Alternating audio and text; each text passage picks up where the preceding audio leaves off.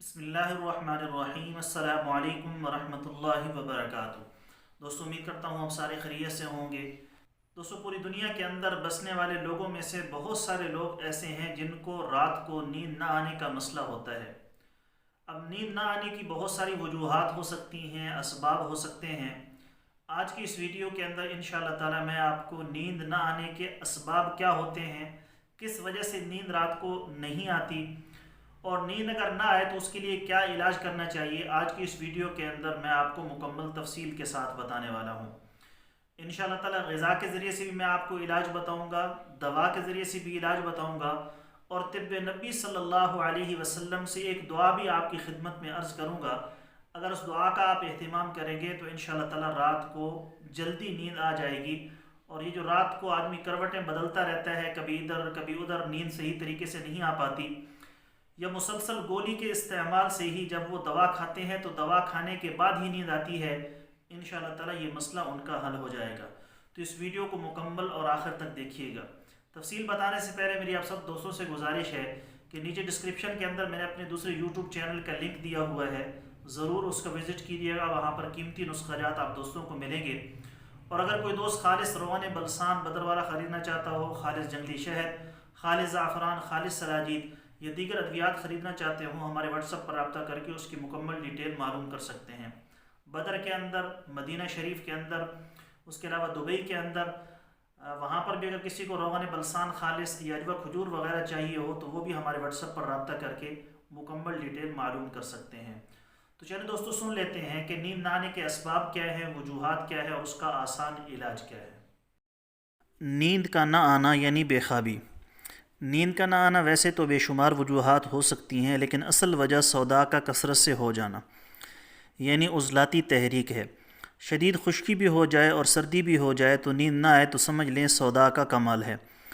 اب علاج کی مد میں گرمی کا بھی پیدا کرنا اور تری کا بھی پیدا کرنا، مرض کی درستگی کی جانب قدم بڑھانا ہے۔ اس زمانے میں اس مرض کا شکار ہونا عام سی بات ہے، کیونکہ اسباب بے شمار موجود ہیں۔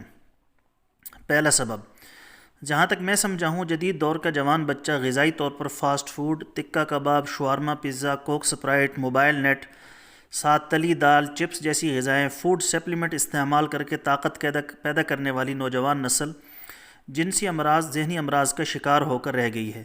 نہ خوراک اپنی ہے، نہ زبان اپنی ہے، نہ تہذیب اپنی، بس رہ گئی تو زمین اپنی۔ اب تھوڑی عمر بڑھنے سے نیند نہ آنے کی شکایت ہو جائے تو کوئی عجیب بات نہیں ہے، اور اصل وہ اسباب بھی ہیں جو مزاج کی تبدیلی پیدا کر چکے ہیں۔ سوداوی مزاج اب اکثریت میں ہے، اور سوداوی مزاج میں ہی نیند نہ آنے کی علامت پیدا ہوا کرتی ہے۔ یہ بھی یاد رکھیں کہ نیند نہ آنا ایک علامت ہے، اسے مرض کا درجہ نہیں دیا جا سکتا۔ سوداوی مزاج میں پیدا شدہ ہر مرض میں نیند نہ آنے کی شکایت ہو سکتی ہے۔ عام اسباب جریان خون، ریاح شکم، نفخ شکم، بلڈ پریشر کی زیادتی، گردوں کے امراض اور دردیں ہیں۔ لیکن ایک بات اور بھی ذہن میں رکھیے، درد کسی بھی مزاج میں ہو سکتا ہے۔ جب درد کی شدت کسی بھی مزاج میں ہو تو نیند کیسے آئے گی؟ اب اس کا حل درد کو ختم کرنا ہے تو نیند بھی فوراً آ جاتی ہے۔ یہ عارضی طور پر ہو سکتا ہے، کیونکہ درد مستقل علامت نہیں ہے۔ جو نیند مسلسل بند کرے، اگر پیٹ میں گیس کی وجہ سے نیند نہیں رہی تو اس کا علاج کرنا چاہیے، اور کچھ میسر نہیں تو اجوائن دیسی اور پودینہ ماشا ماشا کا قہوہ شہد ملا کر پی لیں۔ اگر دماغ میں خشکی کا غلبہ بوجہ سوداوی مادہ ہو چکا ہے تو بہترین علاج بادام روغن 4 چمچ 1 گلاس دودھ میں ملا کر پینا مفید ہے۔ اگر بلڈ پریشر کا بھی مسئلہ ہے اور نیند بھی نہیں آتی تو سندل سفید، زیرہ سفید، کشنیز، چھوٹی چندن، گل سرخ، الائچی سفید برابر وزن پیس کر بڑے سائز کیپسول بھر لیں۔ صبح دوپہر شام ایک ایک کیپسول پانی کے ساتھ دیں، انشاءاللہ تعالی نیند آ جائے گی۔ باقی معجون نجاح سوداوی مادے کے اخراج کی بہترین دوا ہے۔ بادام روغن 2 چمچ شامل کر کے کھانے سے بھی مرض جاتی رہتی ہے۔ اس گند کا ایسے استعمال قطعی درست نہیں ہے، صرف اس گند کا استعمال، کیونکہ اس گند دردیں باہ اور اعصاب کی دوا ہے۔ اسے مفرد کھانا بھی عذاب ہے، کیونکہ اس میں ایسی بو آتی ہے جیسے گھوڑے کا پیشاب ہو۔ جس میں بو نہیں ہے وہ ردی یعنی زائد المیعاد ہو چکی ہے، اس کا کھانا نہ کھانا برابر ہے۔ بو والی تازہ دیگر ادویات کے ساتھ شامل کر کے استعمال کیا جاتا ہے تاکہ بو نہ آئے۔ اب چند باتوں کی وضاحت۔ کچھ دوست نیند کے لیے